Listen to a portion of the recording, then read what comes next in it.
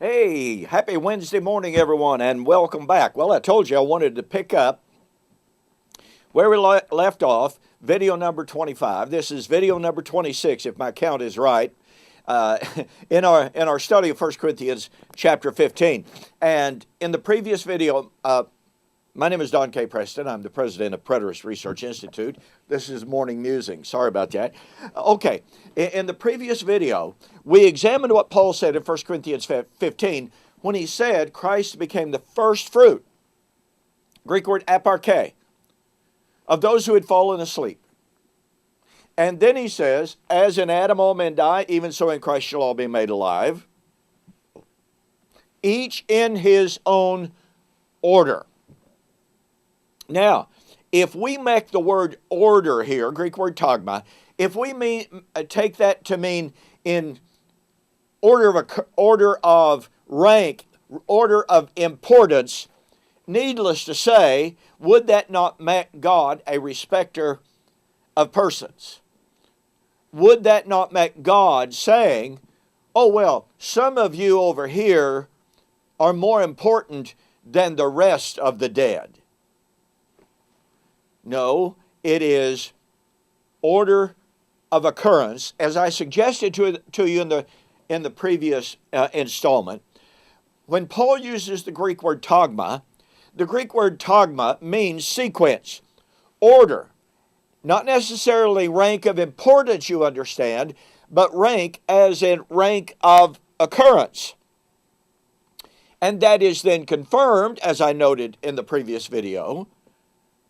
And the meaning of tagma is brought out when he says, every man in his own order, Christ is the first fruit. Now, literally, Christ is the first of the first fruit of the harvest. We'll have more to say about harvest a little bit later on. Christ the first fruit, then, Greek word epaita, those who are Christ at his coming, then, ita, comes the end. So we have what scholars, Greek scholars, recognize is a temporal sequence of occurrence. Christ, then. This is not about rank of importance. The reason this is so devastating is, as I have pointed out repeatedly, Jesus was clearly not the first person to be raised from physical death. But he most assuredly was the first to be raised from the death of Adam. Now, we are told by the great majority of Bible commentators that the death of Adam was absolutely physical death. We now have some saying, well, yes, Adam and Eve died spiritually the day they sinned because they were cast out of the garden. But then, of course, they only began to die biologically the day they sinned. And they really didn't sin or die for 900 years. Well, that's a really, really strange application of, in the day you eat, you will surely die. That means people are saying, in the day you eat, you will surely die spiritually, and they died that very day. In the day you eat, you will surely die, that's physical, and they didn't die for 900 years. Do you see how inconsistent? Do you see how self-contradictory that is? But here's the point. If you make Paul's discussion of the resurrection in 1 Corinthians 15 to be focused on physical death, then you have Paul unequivocally affirming that Jesus was the first to be raised from physical death, which of course is completely untenable, it's completely unhistorical, it is totally false. But that demands that we take a look and say, well, Christ was the first to be raised from the death of Adam. But since Christ was not the first to be raised from physical death, that means the death of Adam was not physical death. Hello? And folks, what this does, it absolutely demands that we understand that in 1 Corinthians 15, while Paul most assuredly understood, believed, and affirmed the death, physical burial, physical resurrection of Jesus, the physical resurrection of Jesus, and Jesus as the first to be raised from the dead, shows us that Paul is looking beyond that physical reality that he affirms as absolutely necessary to believe in, but he's looking beyond the physical reality to what that physical reality pointed to. Christ was the first to be raised from the death of Adam.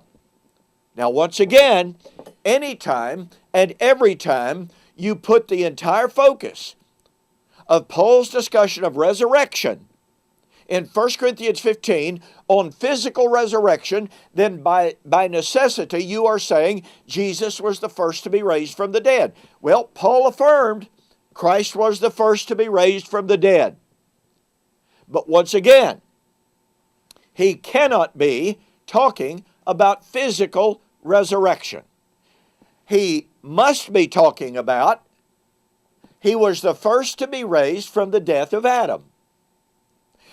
Therefore, the death of Adam that Paul is laser focused upon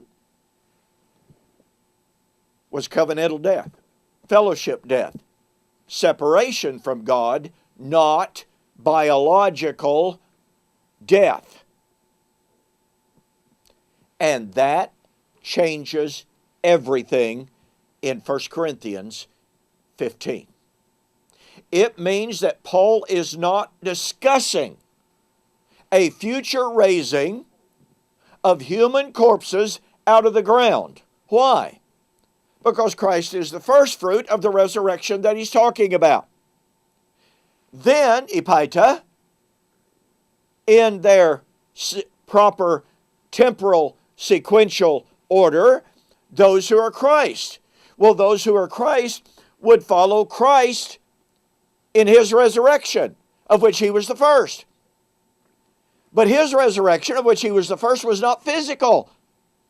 Therefore, those who would follow Christ in his resurrection, since his resurrection, being the first fruit, cannot be physical, that means that those who are Christ at his coming, Paul's not talking about a physical resurrection of those who are Christ being raised at his coming. Because, as we are constantly told, guess what? He's the first fruit. Those who are Christ at his coming are just like him. Okay? His first fruit resurrection could not be physical resurrection. Therefore, since those who are Christ at his coming we would be of the same nature as Christ's first fruit, that means that those who are Christ at his coming cannot be physical resurrection.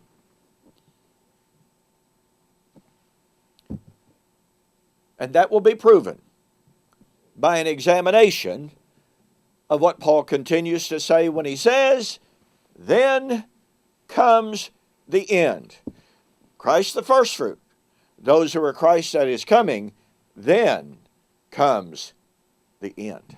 But folks, for the moment, you simply must catch the power of Paul's affirmation that Christ was the first to be raised from the dead. He is not talking about importance, although Christ obviously is superior over everyone, but his use of tagma, his use of epaita and ita, illustrating the sequential order of occurrence, eliminates any discussion of physical resurrection. And we'll have more on the flip side. We will see you there.